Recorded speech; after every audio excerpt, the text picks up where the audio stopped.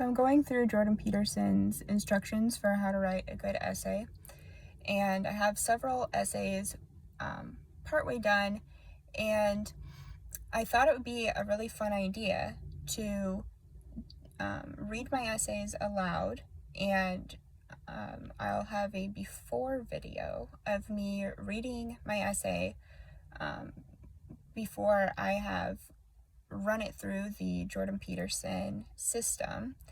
And then I will make a video of the after it's been run through the system, and we'll see how the essay transforms. Now, to be fair, this is my first draft of this essay, and it is not, we're going to compare in the second video a final draft. So, this one is called Alcoholic Reality. That's my first draft title. And I'm going to just read it out loud here. Reading off of my computer, it says, alcoholics create a worldview and bubble social structure to support it. This shields them from ever having to face the reality that they've done something wrong. For a sober person, the preservation of the heart is supported by not doing wrong things. The sober person must face reality, the pain of the consequences of doing wrong, and so that person is much more likely to avoid doing something wrong in the first place. The alcoholic creates a backlog of things done wrong that haven't been faced or atoned for. The weight becomes so heavy that the alcohol becomes a dependency. If the alcohol stops and reality is faced, it will damage the person possibly to death from grief, self-hate, shame. The ego cannot tolerate the tsunami of backlog of things done wrong. This person who always has the comfort and shield of false reality will continue to do wrong things because they do not know or expect the fear of facing consequences. As the backlog grows, a social network of other drunks must support the false reality. A whole world of false beliefs must be constructed to support irrational denials and justifications for wrongdoings. This drives a wedge between the alcoholic and sober individuals. The alcoholic becomes lost in a dark world, plundering their own soul and the souls of others with no way out except to die existentially and start all over. The alcoholic has to face all their guilt, shame, debts to others for the wrongdoings they have to subjugate their false reality and bubble of fellow alcoholics. First draft, guys. They have to reinvent their lifestyle and their habitual lying habits that orient them in the world. They have to grow quickly upon sobriety, because realizing just how much time has passed, how much maturing has been foregone, how far they've fallen behind in existential growth is painful.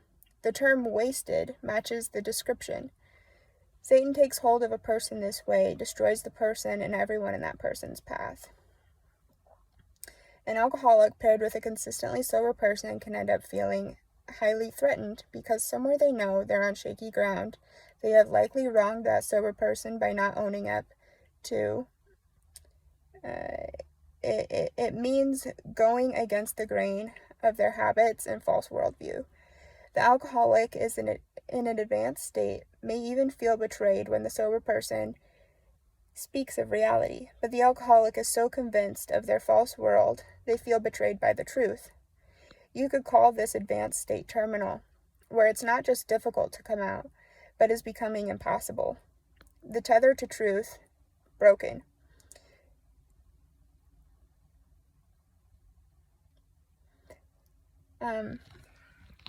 So that is kind of my first thought, and then I do this a lot. I kind of, after I've had a thought, that was just a stream of consciousness I had that I decided to put into writing. I kind of cycle through things a few times. This is how I do my thinking, and I don't usually put it into writing. And so this is kind of my second cycle of my thought process, so some things might be repeated. So the essay, first draft of the essay goes on. It says, I may be that only tether for an alcoholic in a well-developed bubble. So you feel betrayed. A child's version of love is to hold on to the relationship no matter what, because the child needs the parents. The child wants to be obedient and non-confrontational. A mature type of love is self-sacrificing for the sake of others. When the child becomes an adult, they become responsible for not only themselves, but society and other people. The truth must be spoken for the sake of others, even though the consequences for the one telling the truth may be fatal. The child may hold the truth inside because it is confrontational, but an adult knows they are existentially responsible to speak the truth for the sake of others, even if it costs them dearly. What I see is this bubble of reality, with the lifeblood being alcohol, and the bubble is comprised of other alcoholics who reinforce the structure and function of a false reality bubble. These people serve to do anything but tell you the truth. They are there to perpetuate the lie for their own sake, to preserve the bubble, sow strife between you and reality, because it threatens their safety mechanism. In this false reality, all the members are safe from facing truths.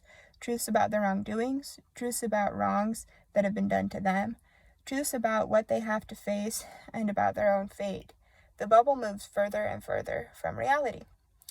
Relationships with sober people are a tether to reality, which is a lifeline and a potential way out, but they are also a threat to the miragically safe bubble and a threat to the others that comprise it. Members of the bubble attack because they are threatened by the tethers. When a sober person tells or implies a truth that is not part of the bubble, alarms go off and the little society panics, but also thrives on the chance to cut or weaken a tether. When a person travels so far from reality, the light of truth can become so dim that it is almost forgotten. When truth comes up, it can feel like a betrayal if a person is sufficiently convinced of the world within the bubble. The sense of betrayal by truth is evidence of a potential terminal state, the threshold where coming back from reality goes from painful to impossible, aside from an act of God. So I'm really excited to actually complete this essay and really be able to communicate what I'm really trying to say. And I really think that it will help a lot of people. And I know in my own personal life, I do have people in my life who struggle with, being alcoholics as a permanent lifestyle. And so I do have insight. I've observed some people for decades, and I have noticed how the whole lifestyle works and what it leads to, what happens. And I really hope that I can, by communicating what I found, which has been very painful for me, and not just painful, but just maybe destructive. I'll find the word as I write my essay, but for me and for the people that I've observed and the other people around them, if I can just prevent someone from going down this path of choosing alcohol to not face reality, I think, wow, that essay is beyond worth writing. And so that's the one that I'm choosing. All right. Well, hit subscribe and hit the bell if you want to see part 2 and maybe 3 and 4. All right.